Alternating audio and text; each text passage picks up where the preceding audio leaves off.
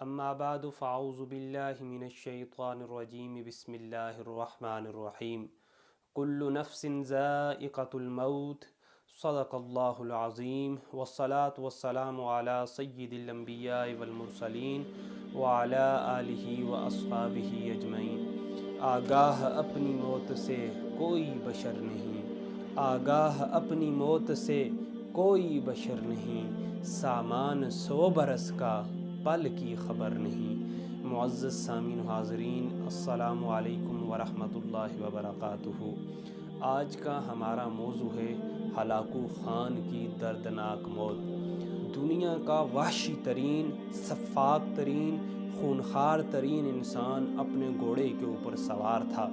اس کے سامنے 3 مسلمان قیدیوں کی صفیں پیش کی گئیں جن کی آج گردنیں اتاری جانی تھیں۔ چاروں طرف تاتاری فوج صفیں باندھے ہوئے کھڑی تھی اور ہلاکو خان کے ایک حکم اور ایک آرڈر کا منتظر کھڑی تھی کہ کب یہ حکم دے اور گاجر مولیوں کی طرح ان قیدیوں کی گردنیں سر سے اور تن سے جدا کر دی جائیں۔ اللہ اکبر! بڑا ہی دردناک قسم کا منظر تھا۔ ہلاکو خان اپنے گھوڑے کے اوپر سوار ہے، اس کے ہاتھ میں ایک نہایتی بھاری بھرکم گرز پکڑا ہوا ہے جس کو وہ بار بار اچھال رہا ہے، بار بار کیچ پکڑ رہا ہے اور اس کے ساتھ کھیل رہا ہے۔ اچانک وہ بیک جنبش قلم اور بیک جنبش آبرو اشارہ کرتا ہے کہ ان قیدیوں کی گردنوں کو سروں سے اتارنا شروع کر دیا جائے۔ جلاد آگے بڑھتے ہیں۔ اب جو 3 صفیں بنی ہیں، پہلی صف کے قیدیوں کی گردنیں گاجر اور مولی کی طرح کاٹی جا رہی ہیں۔ اب ان قیدیوں میں ایک بوڑھا ضعیف نادار قیدی بھی تھا جو اپنے گھر کا واحد کفیل تھا۔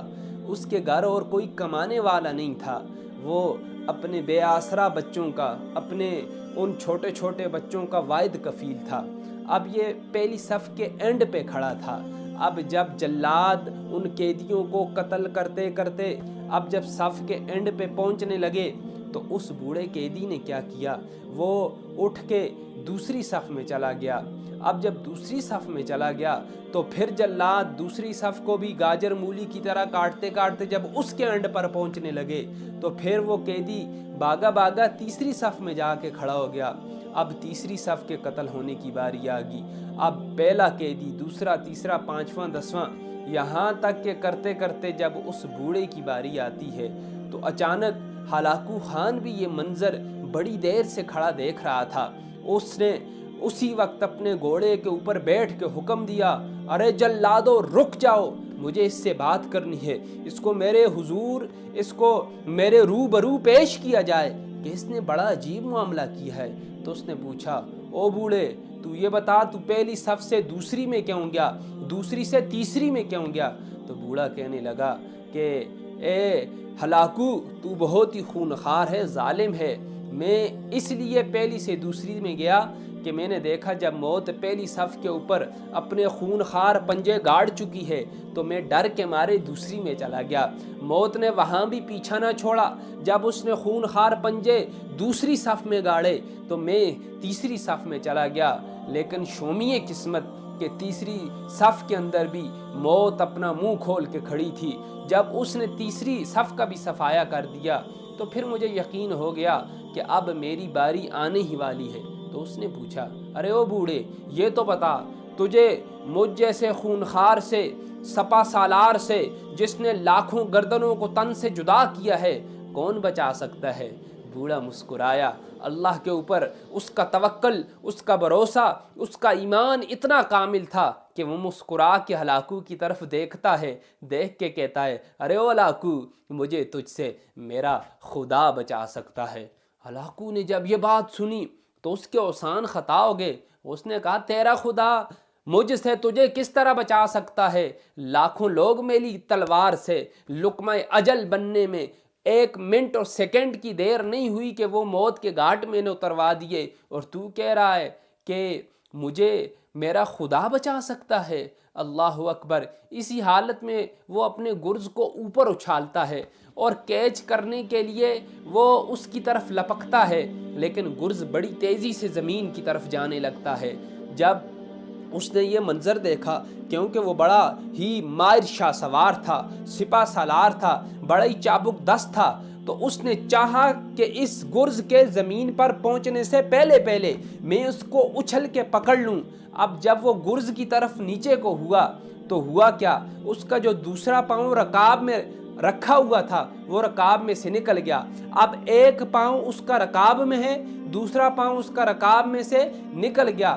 جب وہ زمین کی طرف دڑم سے گرا تو اس کا گھوڑا وہ ڈر گیا، بدک گیا اور اس کو لے کے گھوڑا بھاگ نکلا۔ اب ہوا کیا، پتھروں کے ساتھ اس کے سر کو گھوڑے نے اتنا کچلا، اتنا اس کو بگایا، اتنا میدان میں دوڑایا کہ ہلاکو کا جو جسم تھا وہ چور چور ہو گیا، اس کا جو دماغ تھا وہ چور چور ہو گیا، ہڈیاں ساری اس کی ٹوٹ گئیں، اور آنن فانن یہ خبیث اور لعین شخص جو ہے فی النار ہو گیا، جہنم رسید ہو گیا، اور اس کی روح سے اور اس کے جسم سے جو آپس میں تعلق تھے وہ منقطع ہو گئے۔ جب یہ حالت اس کے لشکر نے دیکھی تو وہ سارے کا سارا لشکر دوڑ آئے کہ کسی طرح گھوڑے کو پکڑیں، کسی طرح اپنے سردار کو بچائیں، لیکن موت کھڑی تھی۔ جو دوسروں کو قتل کر رہا تھا، جو دوسروں کو قتل کروا رہا تھا، آج اس کی موت بھی خود اس کے سر پہ آ کے کھڑی ہو گئی۔ آنن فانن ہلاکو فی النار ہو گیا۔ اب جو اس کے لشکری تھے، جو تاتاری تھے، وہ اتنے زیادہ ڈر گئے تھے کہ انہوں نے اس بوڑھے کی طرف ذرا سا التفات ہی نہ کیا۔ اب وہ بزرگ بڑی شان کے ساتھ ان تاتاریوں کی صفیں چیرتے ہوئے اپنے گھر کی طرف روانہ ہو گئے۔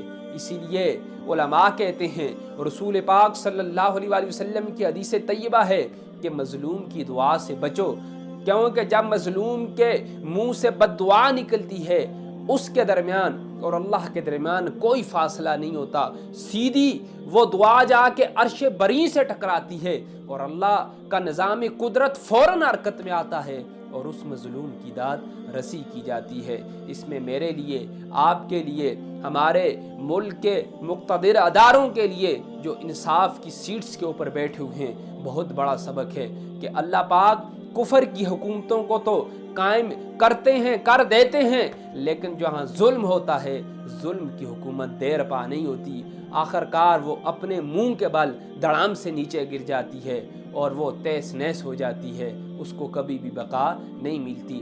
اللہ رب العزت کی بارگاہ میں دعا ہے اللہ رب العزت ہمیں حضور پاک صلی اللہ علیہ وآلہ وسلم کے ساتھ پکی سچی محبت کرنے کی توفیق عطا فرمائے۔ وما علینا الا البلاغ۔